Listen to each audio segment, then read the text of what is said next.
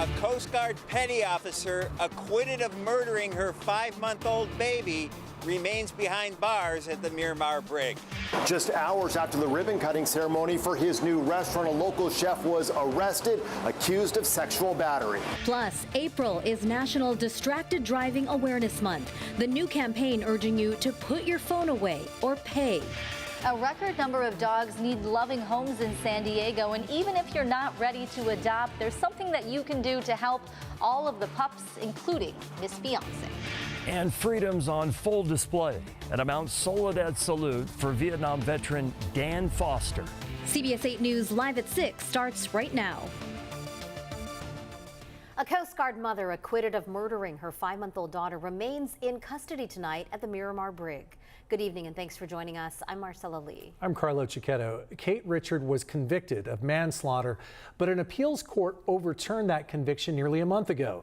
As CBS 8's David Goffredson reports, the woman's defense attorney is pushing for her immediate release. I understand about postpartum depression.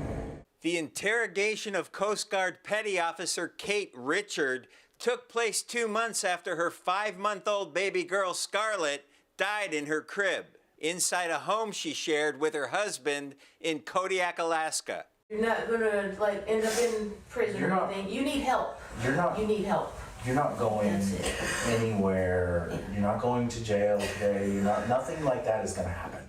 During an hour-and-a-half interrogation, Coast Guard investigators repeatedly tell the 23-year-old mother they're there to help her. Listen to me. Listen to me. This is not something we think that you did on purpose. In fact, the Coast Guard Investigative Service was pursuing murder charges against the young mother. Richard explains to the agents the baby was fussy, she swaddled her tightly, and put her down in the crib with a pacifier in her mouth. I didn't think much of it when I put her down, and then when I found her and I was like, did I swaddle her wrong? Did I do it too tight? But investigators want her to admit she smothered the baby by pushing her face into the mattress. Did you put your hand on the back of her head and neck and push her face into the mattress? The mother had waived her right to an attorney during the questioning. Katie was trying to help them figure out, okay, what happened here? She was being as helpful as she could to the investigators because she wanted to know why her baby is dead. Her defense attorney, Billy Little, says an autopsy found the baby died of asphyxiation, a cause of death that can include SIDS. A military jury found her not guilty of first-degree murder charges. They went in looking for evidence of murder, thinking that she murdered her child, and the jury 100% rejected that because she didn't murder her child. But the 8-person jury did find her guilty of manslaughter, based in part on that interrogation video. After 2 years in federal prison on March 5th, an appeals court overturned the manslaughter verdict, ruling the charging papers did not specify negligence on the part of the mother. Richard still remains in custody at the Miramar Brig. She's in solitary confinement as a person whose only conviction has been overturned, rightfully so. The U.S. Coast Guard declined to comment on this ongoing case. They have 60 days to either file their own appeal or refile manslaughter charges against the mother. At MCAS Miramar, David Goffredson, CBS 8. Thanks, David.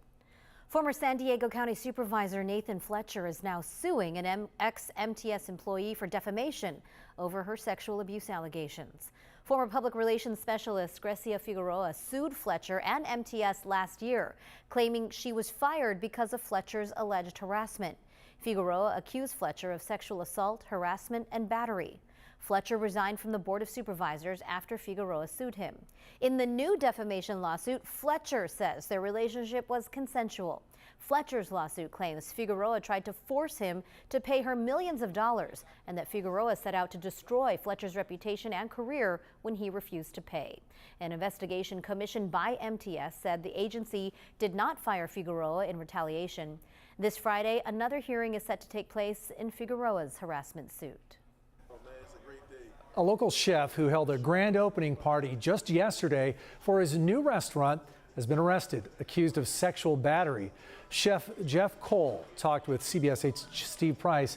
Just hours after he bailed out of jail, Steve joins us live from police headquarters with the details. Steve.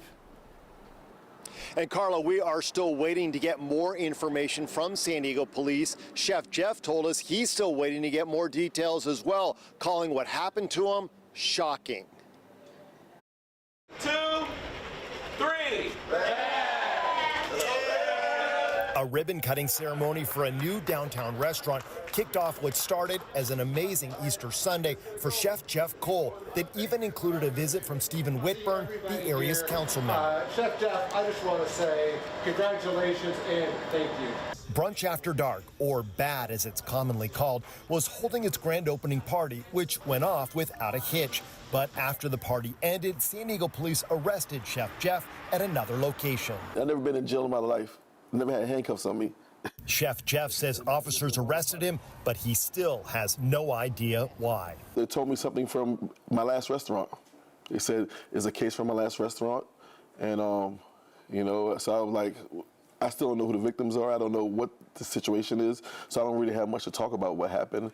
According to jail records, Chef Jeff faces 2 felony charges for sexual battery. He's also accused of 2 misdemeanors, including indecent exposure. Chef Jeff denies all the allegations. The whole time I'm scratching my head like, what happened? What's going on? And, you know, it's just crazy that a field arrest would come at me with multiple charges day of my grand opening on Easter. CBS 8 reached out to San Diego police for more information, but their press contact has the day off. In the meantime, Chef Jeff plans to move forward, saying the arrest will not affect his new restaurant. He hopes BAD will be something good for the community. I like to boost the economy, employ the community, and, you know, have a place where everybody can hang out at.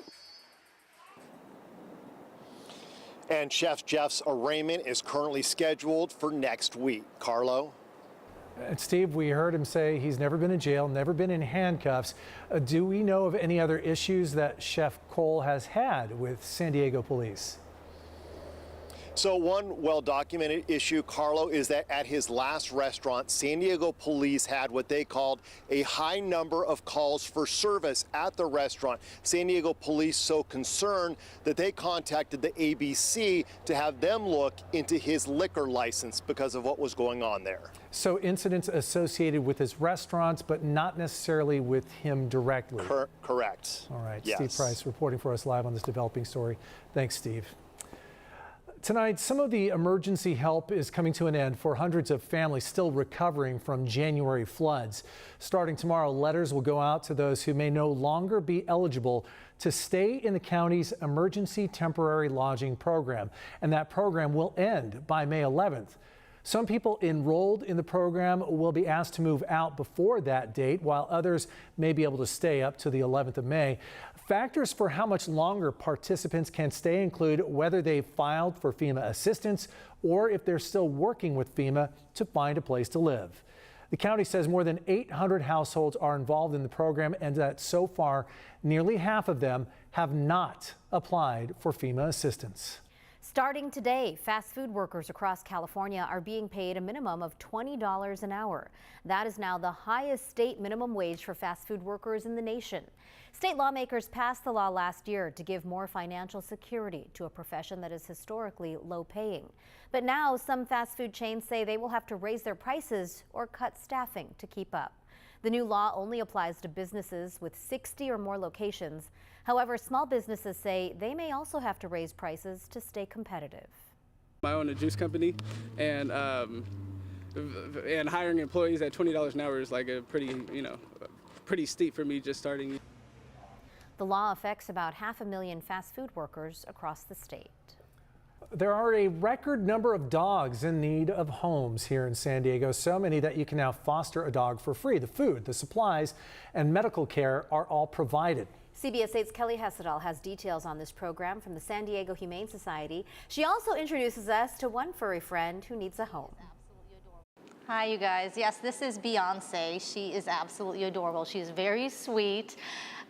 We found out today that she loves hot dogs, she loves cheese, she loves attention, and she's among the hundreds of dogs here at the San Diego Humane Society who needs your help. You know, even if you're not ready to adopt a dog, even if you could foster a dog for just a short period of time, it could make a big difference. Dogs are social. They want to be with their families. You know, they want to be a part of something. Arlo and Beethoven are among the 1,100 dogs up for adoption in San Diego, and they could all use a break from shelter life. The stress of a shelter can be really troubling for a dog. It's the barking, it's the unnatural environment of spending most of your day in a kennel. Project Dog Foster is a campaign aimed at encouraging the public to foster dogs. 6 local animal organizations, including the San Diego Humane Society, are involved and will provide food, supplies, and medical care for your foster pet. We're asking the community now in April, before the summer months where we know it's going to get busier, to help us out and make sure that these dogs get a break. Nina Thompson says the most urgent need is for medium to large dogs, many of whom are experiencing kennel stress after more than 6 months in care. We have seen more animals coming in than we can get homes for. Chula Vista Animal Services is also taking part in this effort. Ashley Milo says on average, most dogs stay under their care for 60 to 180 days. Unfortunately, some stay a lot longer. We have 4 dogs that are over a year now. We have Diego that's been with us 466 days, and he'd been abandoned for 2 weeks before coming into us.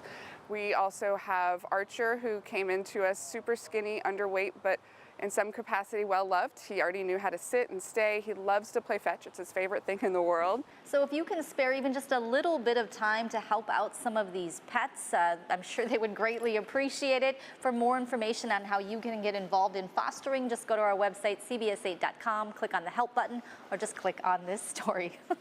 Kelly Hessedal, CBS 8. Oh, hope Beyonce finds a family. Looks like there was a treat over there for Beyonce off camera. Still ahead tonight. What you need to know about an AT&T data breach that's affecting tens of millions of customers. Plus, claims of a new product that helps to cure diabetes. And only a bit of wet weather remaining, primarily over the mountaintops, now coming to a halt. Find out how long this dry stretch will last and when our next chance for rain is in the forecast. It may seem strange, but we've had 2 years in a row of above average rainfall total, and that means high reservoir levels across San Diego. We take a look at San Vicente and the rest of the county coming up in an Earth 8 report.